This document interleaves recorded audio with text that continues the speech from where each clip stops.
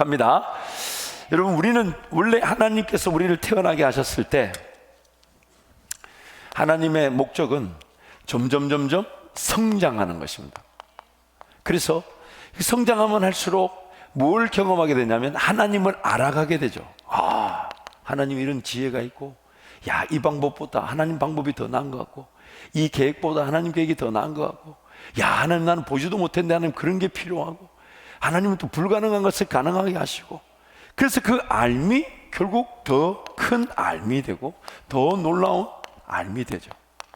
그래서 요한복음 말씀이 이렇게 하죠. 영생은 참 하나님과 예수 그리스도를 아는 것이다. 천국에서는 이것만 한다는 거예요. 이게 어떤 기쁨이냐면 이런 거죠.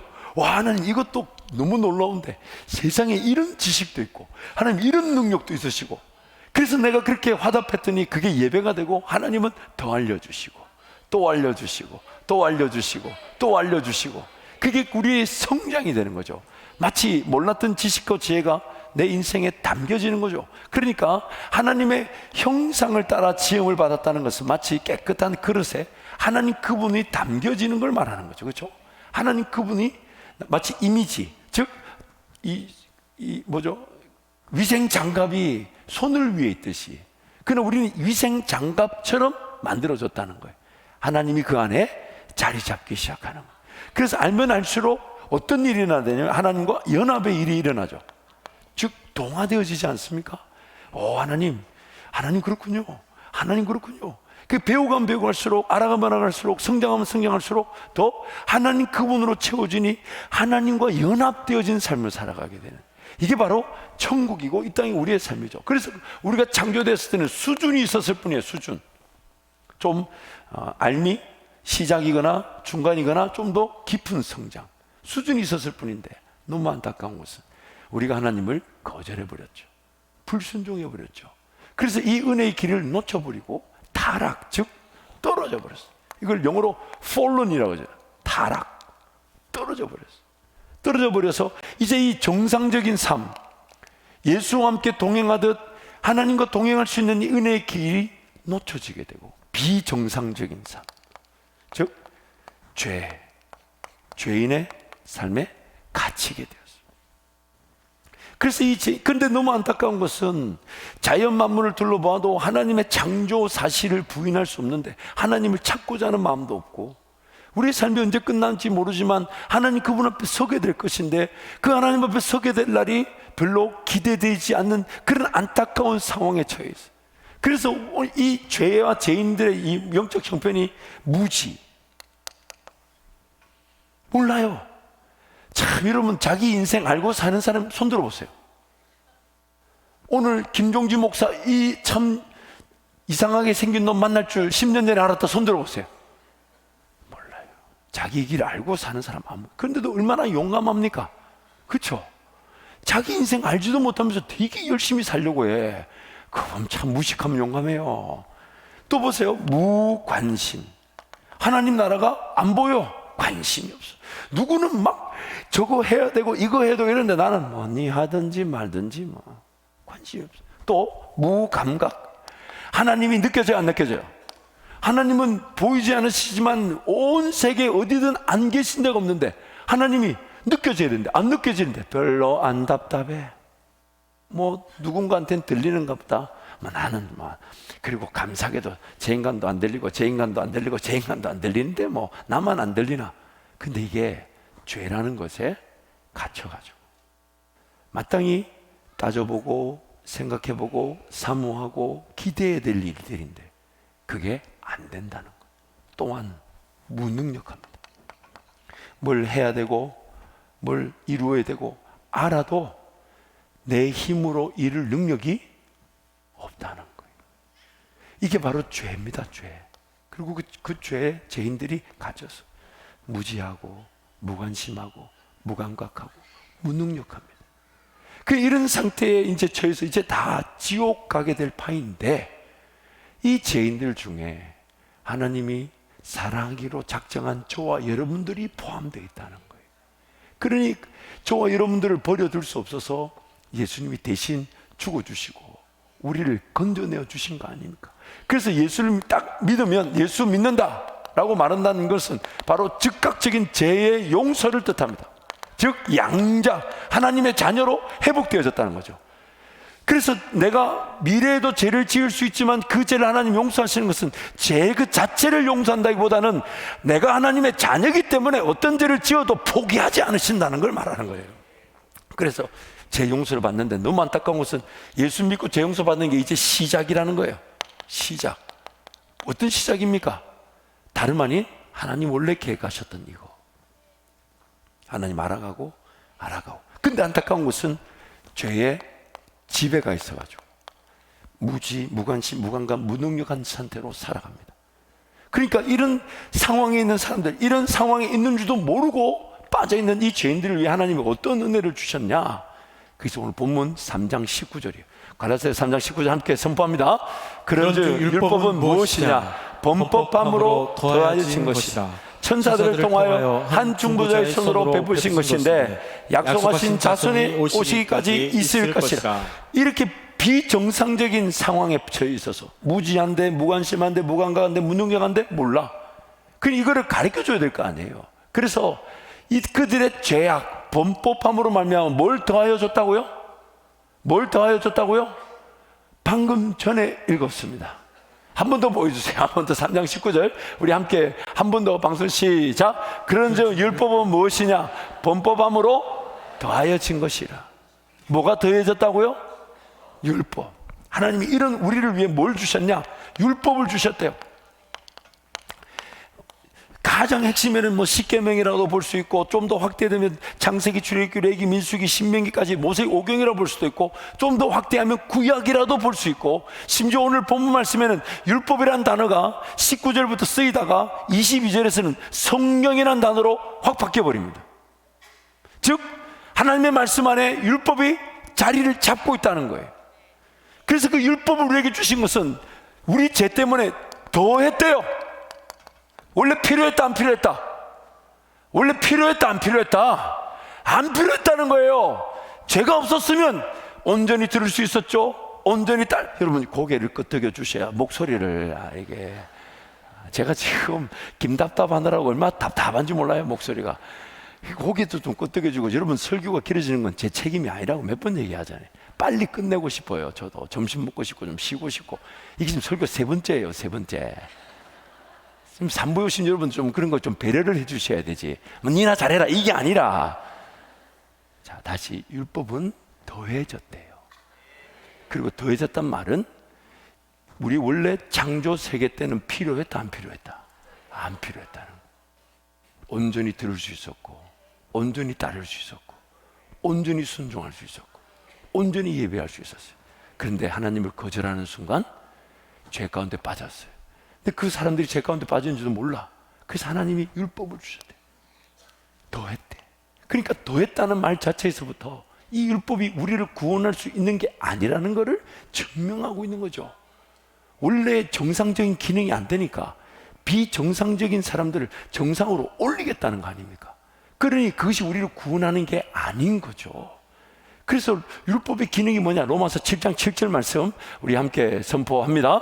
그런즉 우리가 무슨 말을 하리요? 율법이 죄냐? 그럴 수 없느니라. 율법으로 말미암지 않고는 내가 죄를 알지 못하였으니 곧 율법이 탐내지 말라 하지 아니하였더라면 내가 탐심을 알지 못하였으리라.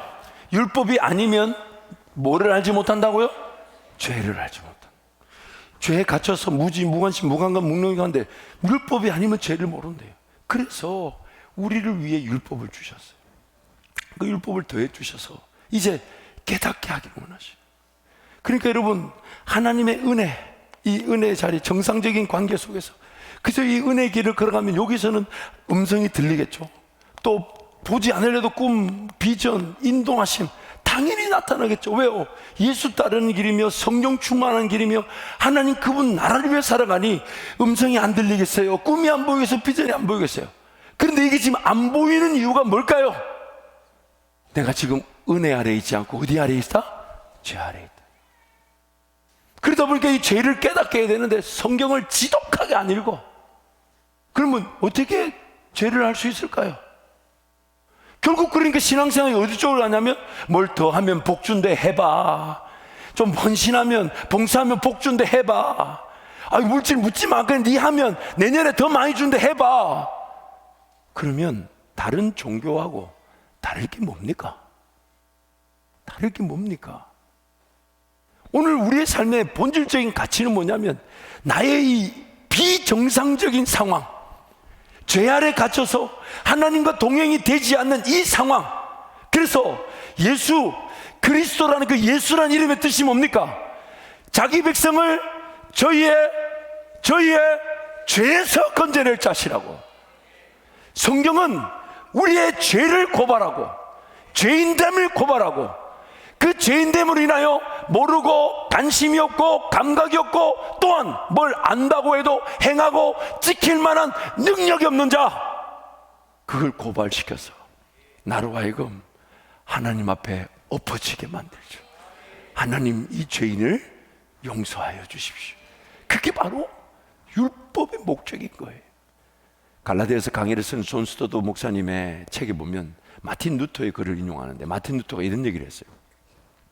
율법의 중요한 점은 사람들을 더 나은 존재로 만드는 것이 아니라 더 나쁜 존재로 만든다는 것이다. 즉 그들에게 그들의 죄를 보여주는 것이다. 즉 그들에게 그것을 알므로써 그들이 겸손하고 놀라고 상처받고 깨어지도록 하기 위한 것이다. 그리고 이로써 그들이 은혜를 구하고, 그럼으로써 복되신 씨앗, 그 씨 예수 그리스도께 나아오도록 하려는 것이다. 그래서 히브리서 4장 그 유명한 말씀이죠. 우리 함께 선포합니다.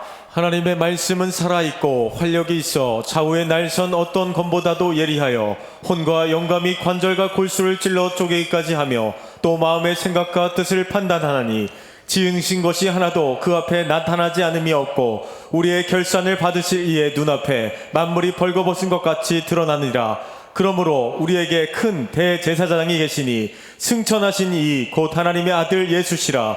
우리가 믿는 도리를 굳게 잡을지어다.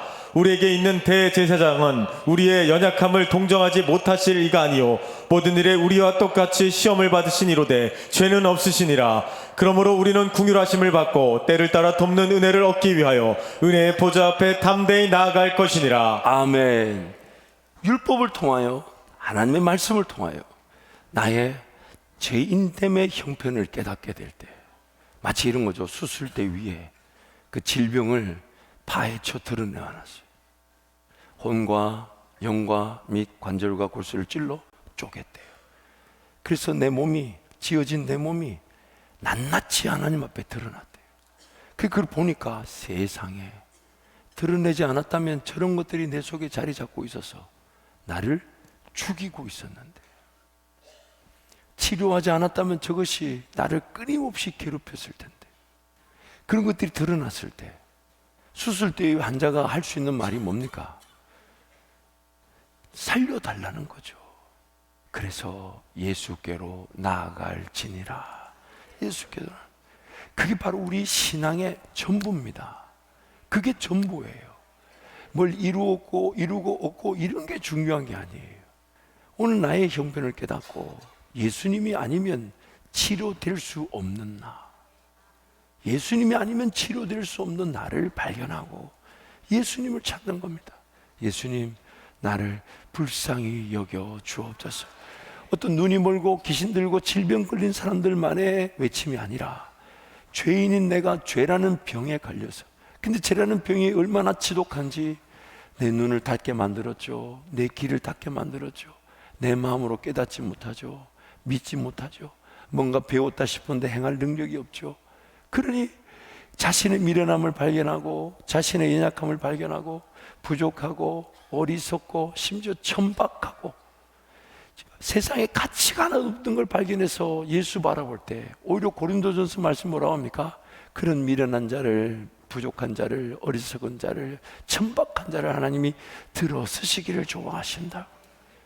그러므로 오늘 우리 신앙의 가장 큰 은혜, 어쩌면 시작의 은혜는 다름 아닌 나 같은 죄인을 살리신 예수 그리스도의 사랑에 감격하는 것이에요.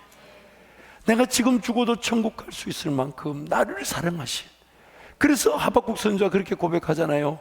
무화과 나무 잎이 마르고 포도나무 열매가 없고 논밭에 소출이 없고 우리의 양떼가 없고 외양간 송아지가 없어도 날 구원하신 하나님, 나 같은 죄인을 살리신 구원의 하나님을 인하여 기뻐하리로다.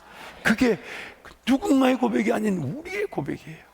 그리고 그거면 충분한데 하나님은 거기서부터 그 고백에서부터 그 곡에서부터 하나님의 그분의 어떤 계획이든지 어떤 인도하심이든지 어떤 능력이든지 어떤 음성이든지 어떤 꿈이든지 보여주실 때 나는 정말 아무런 가치가 없어서 그저 살려달라고 달려와서 하나님 은혜를 구하는 것인데 성령은 그것을 마치 기회로 삼으시고 성령 하나님의 인도하심의 계기가 되게 하시니까 나는 그저 구원해 주신 것만 해도 감사한데 써주시기까지 하시니 쓰임받아 영광이고 써주셔서 감사할 뿐인 거죠.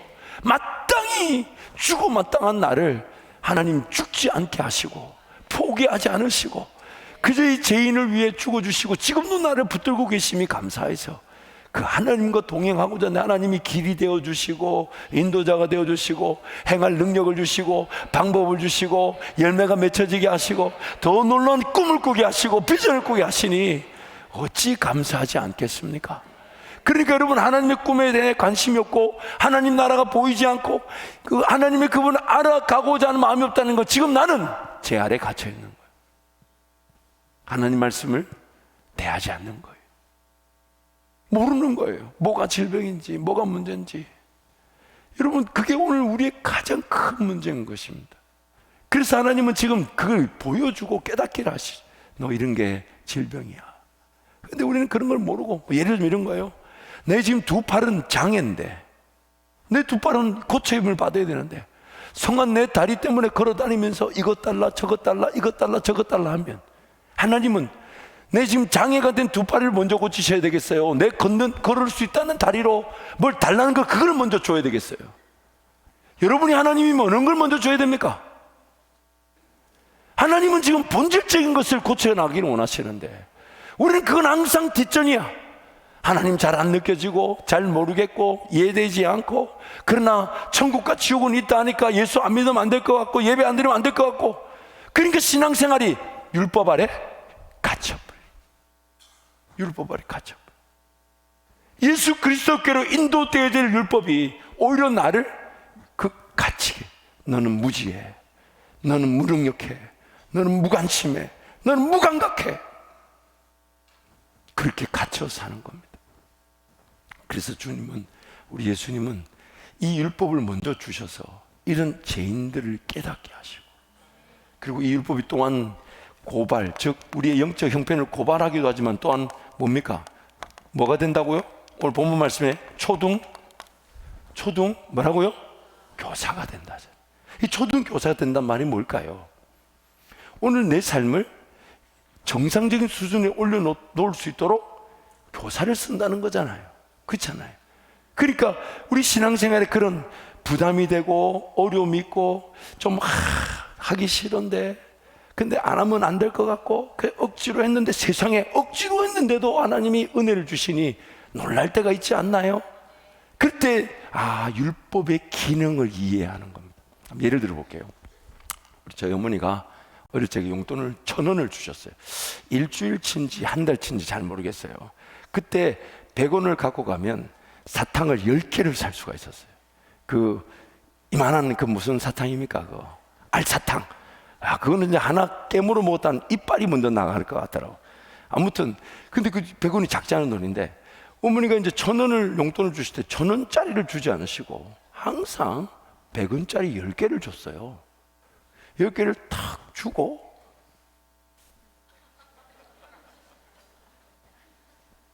그래서 뭐예요? 했더니 뭘까요?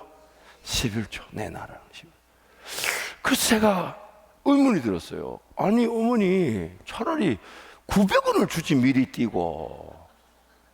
아니 미리 띄고 900원을 주지, 줘놓고 왜 달라고 하냐. 그러니까 우리 어머니가 지금처럼 제가 만약에 우리 어머니였으면 이렇게 설명했을 거예요. 그거는 종진이가 주님 사랑하듯 고백할 수 있는 기회가 아직 없으니까 훈련으로 한 거야, 이렇게 얘기했을 텐데 우리 어머니 그렇게 얘기하지 않으시고, 900원 너 받기 싫나? 그래서 막 눈물을 머금고, 그럼 어머니 그걸 가지고 11조 봉투에 넣어요.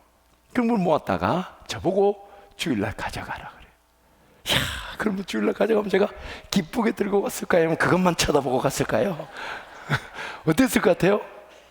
근데 그때 우리 어머니의 의무처럼 보이는, 그러나 나의 자발적 동의에 따라 훈련했던 그 방식이 아니라면 오늘 제가 하나님 앞에 물질 이만큼 드리며 헌신할 수 있었을까요? 마치 이런 것 같습니다. 죄를 깨닫지 못한 사람이 은혜를 논할 수 있을까요?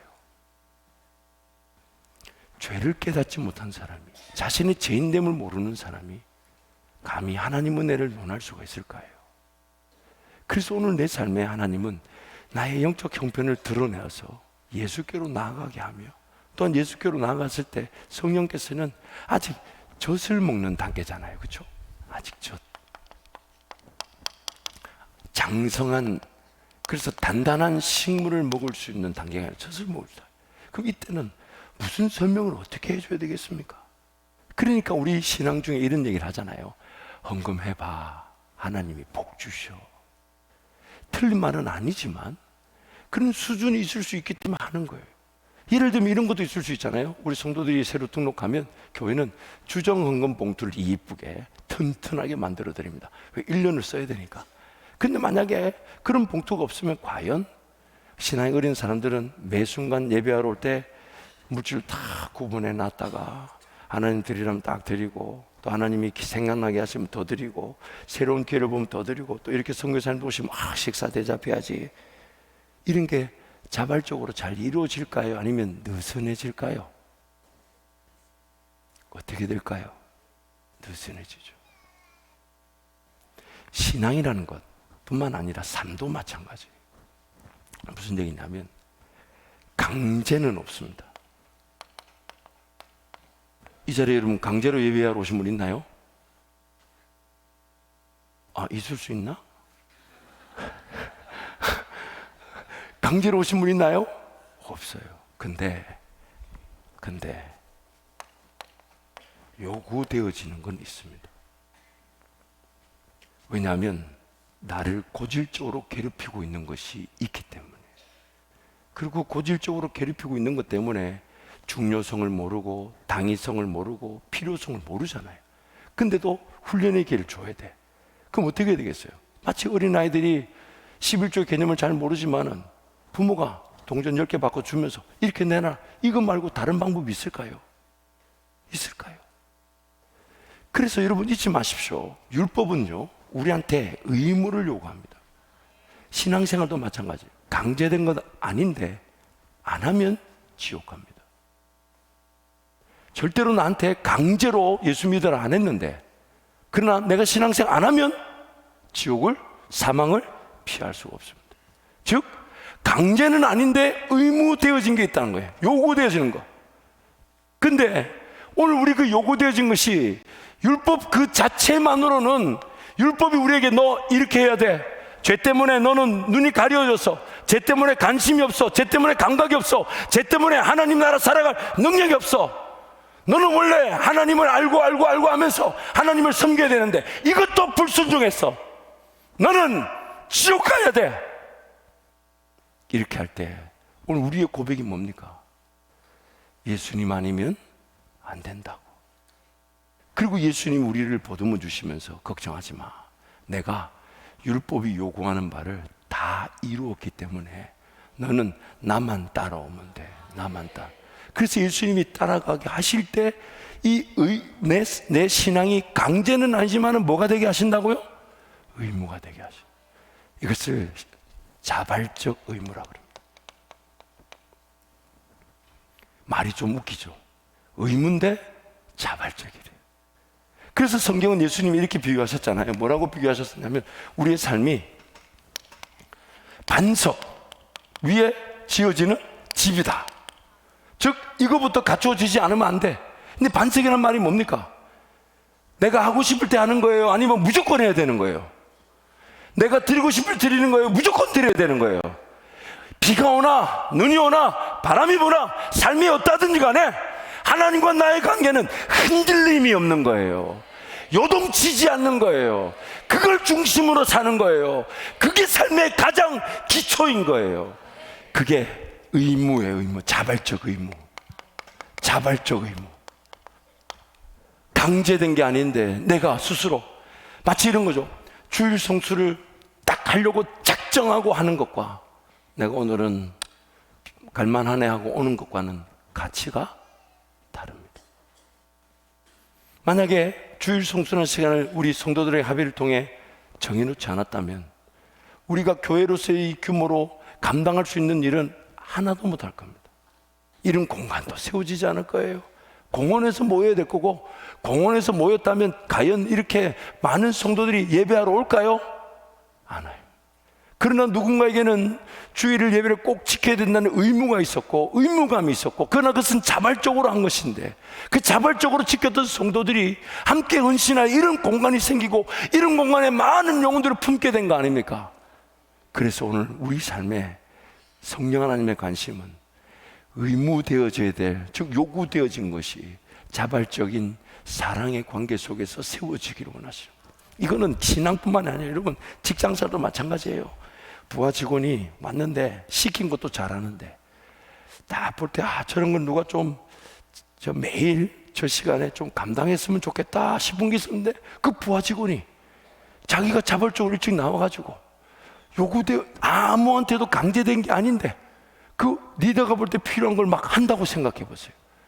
그래서 그 직원 입장에서는 매일 그 시간에 헌신하는 거예요.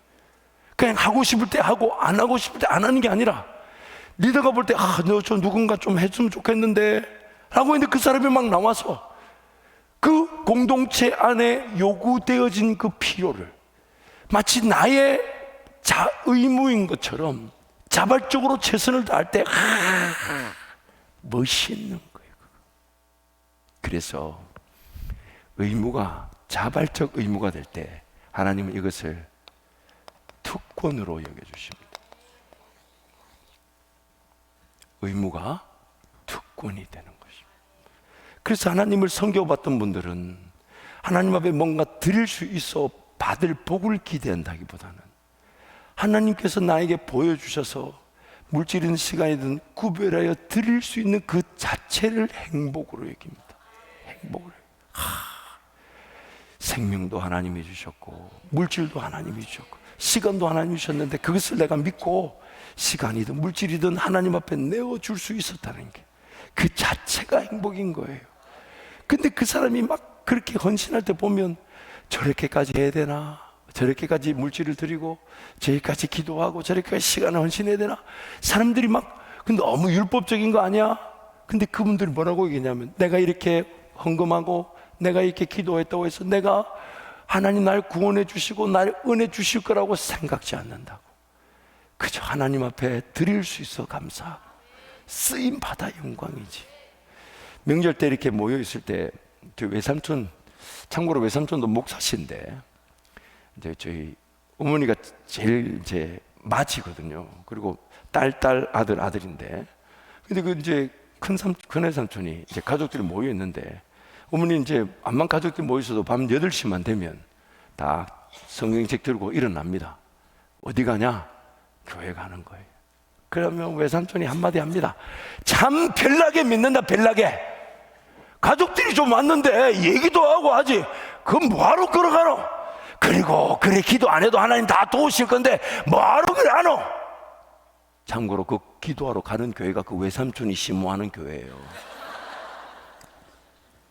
근데 외삼촌 그래, 저도 이제 뭐 외삼촌 그래 얘기하니까 뭐 저도, 근데 그 어머니를 제가 알잖아요. 말려질까요 안 말려질까요? 나한테 이랬던 분인데 이게 말려지겠습니까? 그냥 그리고 그 추워도 밑에 도끼다시라 그러잖아요. 여러분 도끼다시, 우리 교회처럼 이런 것도 아니에요. 도끼다시 바닥에 스티로폴 깔고 담요 깔고 전기장판 하나 깔고 담요 깔고 그 앉아서 기도하다 잡니다. 저도 한번 잡으면 여기가 빨개져요. 여기. 그러나 우리 어머니 여기 빨개지니까 저보고 뭐라는 줄 아세요? 뜨겁게 기도를 안 해가지고 뜨겁게 기도하면 그 빨개질 시간이 없는데 자빠져 자느라고.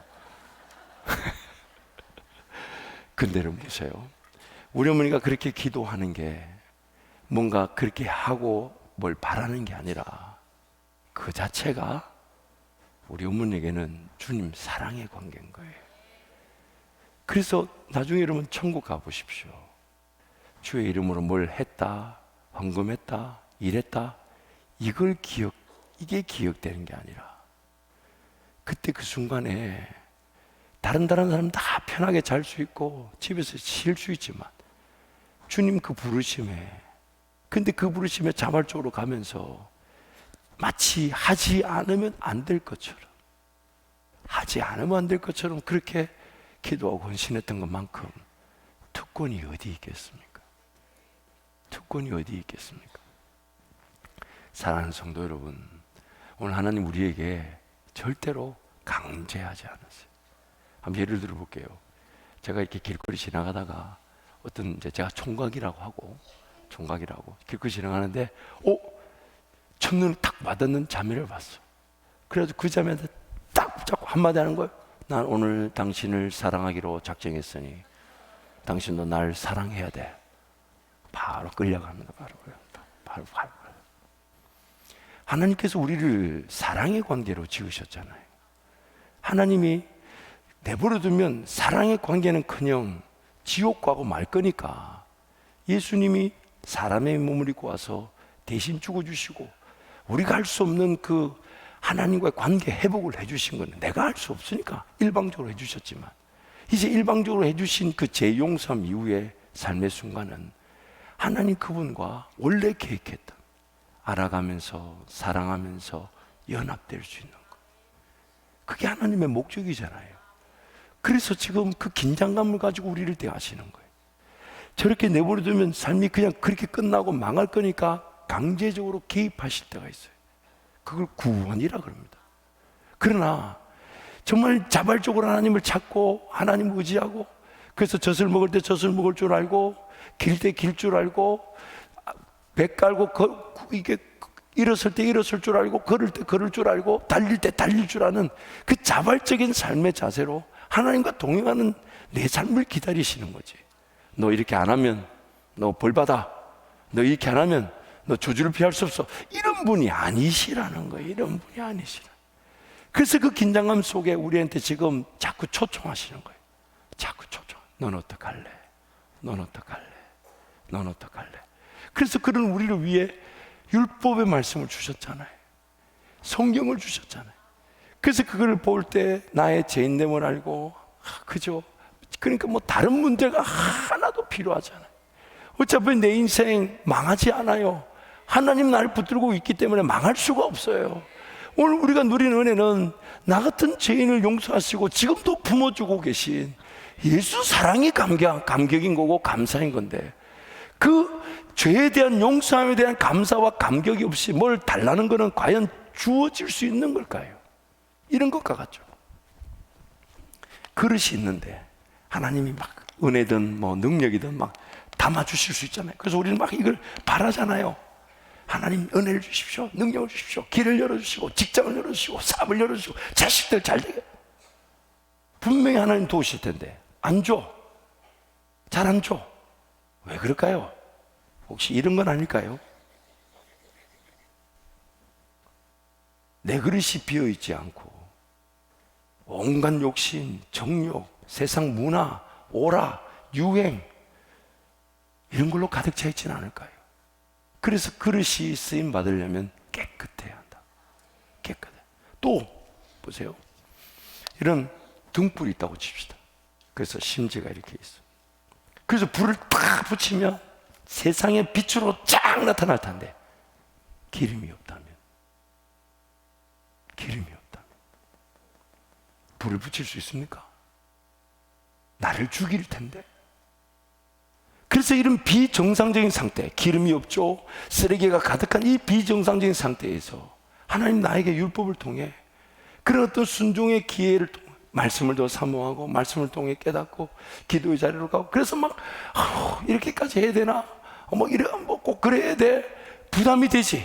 근데 그렇게라도 한 걸 하나님은 기쁘게 여기셔가지고 열매를 거두게 하시고 성장하게 하시고 하나님도 알아가게 하시고 또 하나님 그거 말하게 하시니까 점점 갔더니 여기 딱 이르게 되면 성령 충만하게 되는 거예요.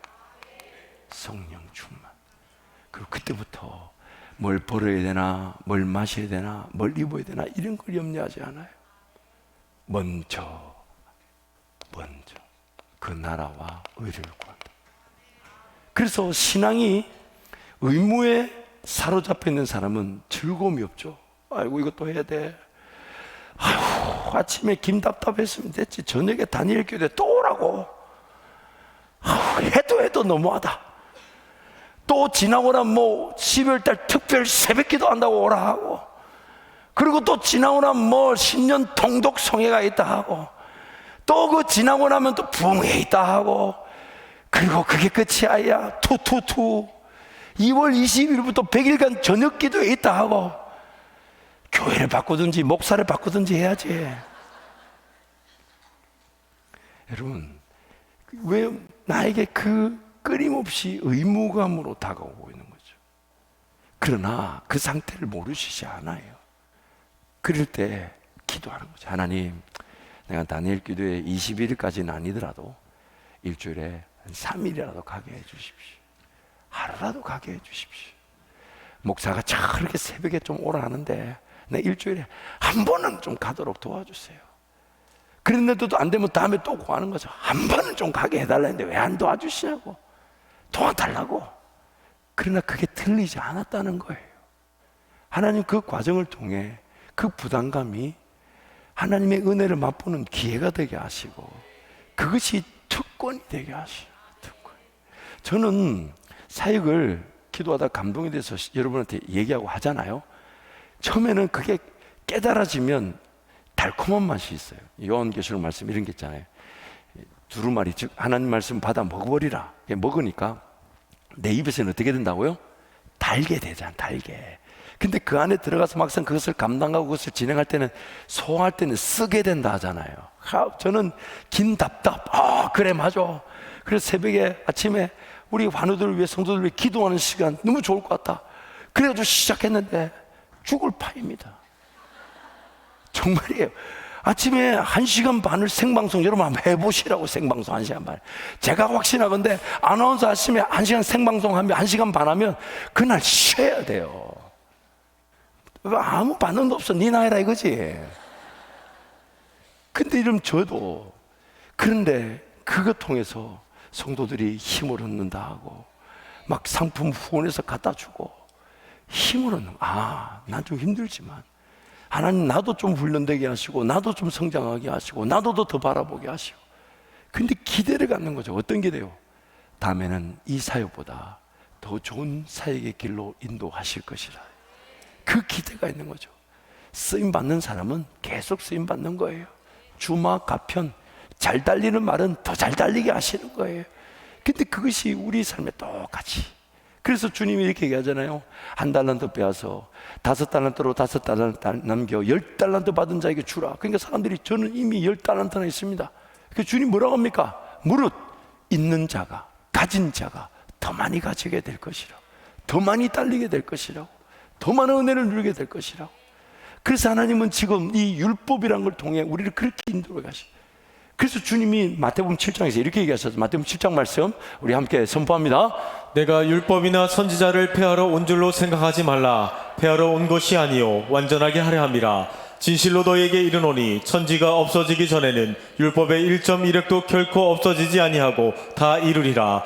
그러므로 누구든지 이 계명 중에 지극히 작은 것 하나라도 버리고 또 그같이 사람을 가르치는 자는 천국에서 지극히 작다 일컬음을 받을 것이요 누군지 이를 행하며 가르치는 자는 천국에서 크다 일컬음을 받으리라. 내가 너희에게 이르노니 너희 의가 서기관과 바리새인보다 더 낫지 못하면 결코 천국에 들어가지 못하리라. 율법에 대한 잘못된 오해는 뭐냐면 내 힘으로 뭘 지키고 행해야 된다는 것, 그래야만이 하나님을 만족시켜 드릴 수 있다는, 그게 잘못된 것이지, 예수님의 말씀에 따르면 율법에 대한 올바른 자세는 내가 하나님의 의, 즉 뭔가 행해야 되고 뭔가 이루어야 되는 일을 결코 행할 수 없는 죄인이지만 예수님은 하신다는 겁니다.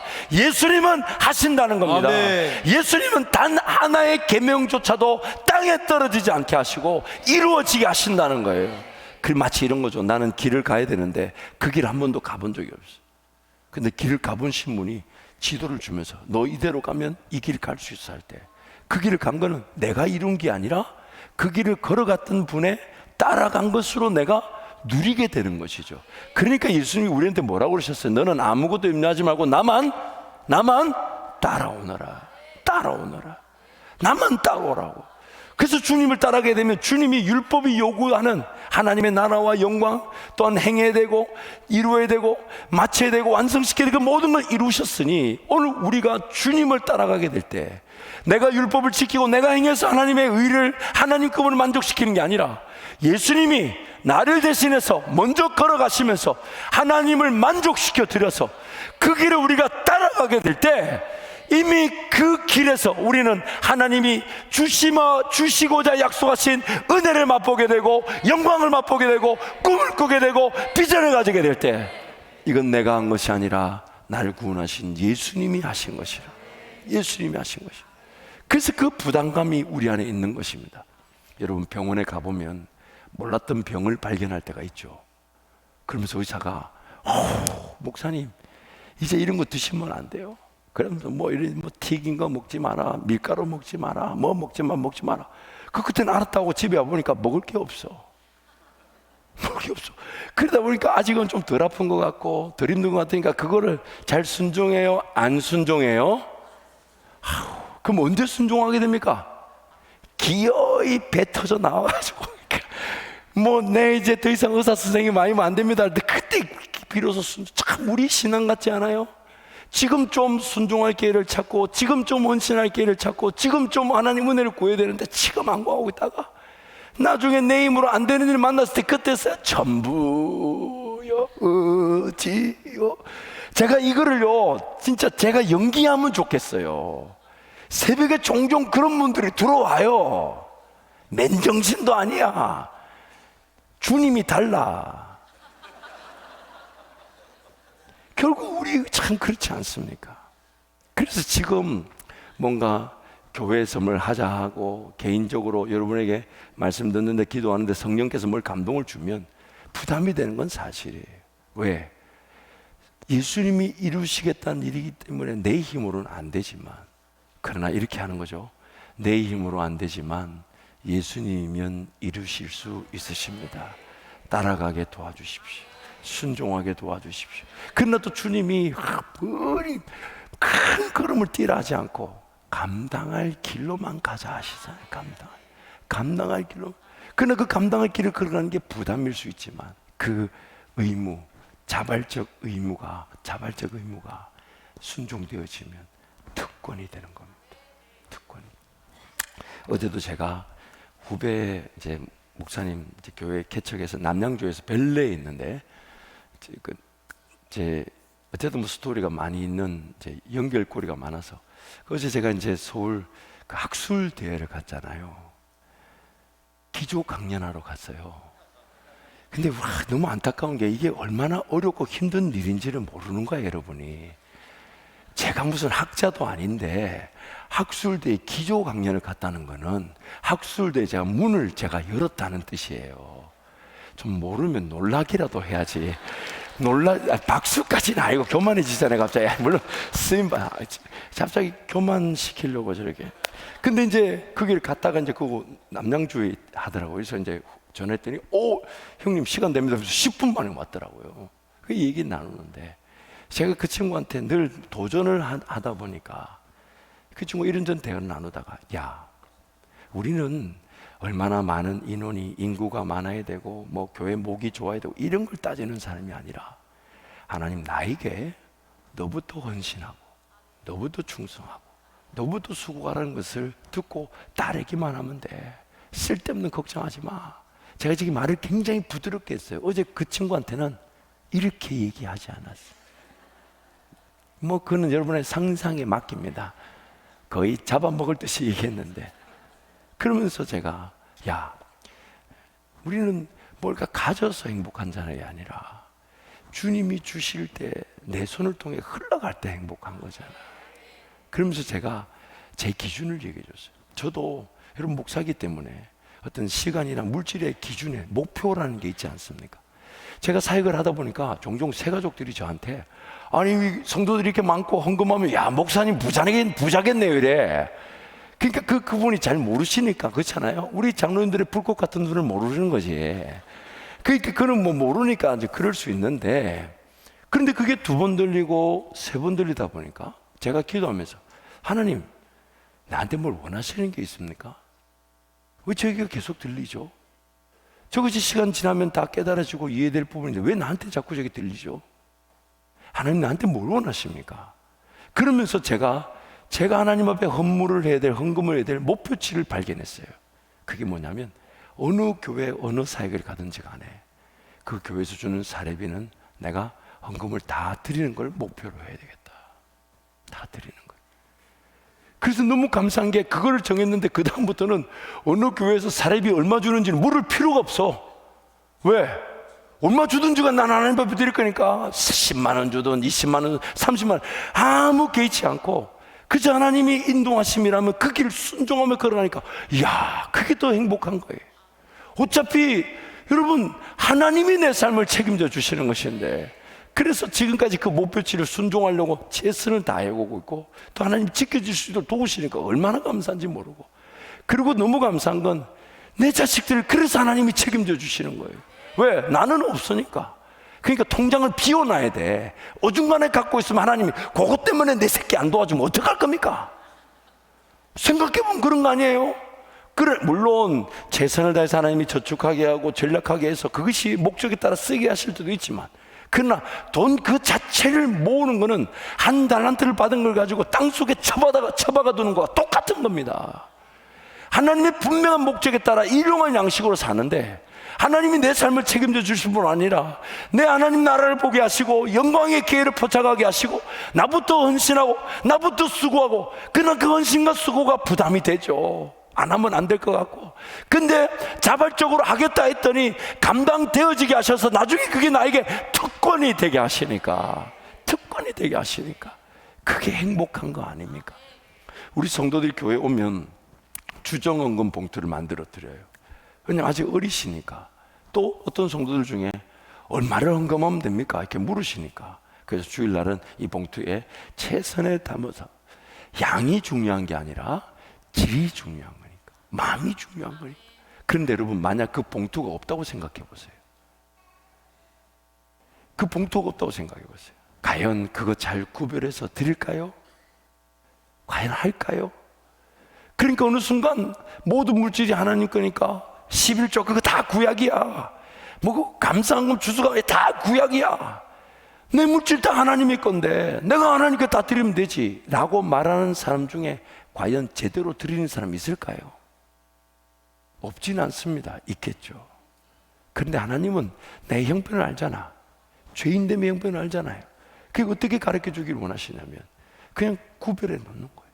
먼저 내가 자식 필요하다고, 일터 필요하다고, 내 삶 필요하다고 다 쓰고 난 다음에 남은 걸 드리는 거 하고, 내가 먼저 구별해 드리는 거하고 양이 같을 수는 있을지 몰라도 질은 완전히 다릅니다. 하나님 먼저 그 나라와, 그게 특권인 거예요. 특권. 그 특권을 여겼던 성도들이 없었다면 우리 교회가 이렇게 부흥의 자리 못 왔을 겁니다. 1년의 농사를 하나님 앞에 고백했던 추수감사의 은혜에 순종했던 성도가 없었다면 이런 좋은 공간에, 이런 기적의 땅에 교회가 세워졌겠습니까? 심은 대로 거두게 하시는 거예요. 심은 대로. 그래서 여러분, 저는 담임 목사로서 여러분 좀 복 좀 받았으면 좋겠어요. 근데 그 복이 물질 그 자체를 얻는 복이 아니라 하나님 그분 앞에 깨끗한 그릇이 되는 복, 그 심지에 언제든지 불을 붙일 수 있는 그런 인내와 말씀과 기도의 그런 성도들. 그래서 성령 하나님이 딱 붙인다 할 때 부담은 되는데 자발적으로 헌신하고자 하는, 안 하면 안 되는 그 의무감은 있는데 자발적으로 참여하고자 하는, 그게 나에게 특권이 될 때, 그때 바로 우리 신앙은 들을래야 안 들을 수 있는 음성이 들려지게 되고, 성령의 은사가 나타나며 꿈이 나타나고 비전이 생기고, 하나님 그분이 걸어가자 하시는 그 길을 힘차게 경주하는 것입니다. 말씀을 정리하면서 우리 찬양할 텐데요, 사랑하는 성도 여러분, 하나님은 기다려 주십니다. 없는 것 달라 하지 않으세요. 다시 말씀드리지만 강제로 예배, 강제로 헌금, 강제로 충성 아닙니다. 우리 교회에서는 그렇게 하지 않아요. 누구든지 자발적으로. 그러나 그 자발적으로 참여한 사람은 안 하면 안 될 것 같은 부담감, 최선을 다해서. 근데 그 자발적 의무가 나중에 그에게는 더 놀라운 은혜를 담을 수 있는 그릇이 되게 하셔가지고 하나님과 더 깊은 동행의 길을 걷게 하시는 것입니다.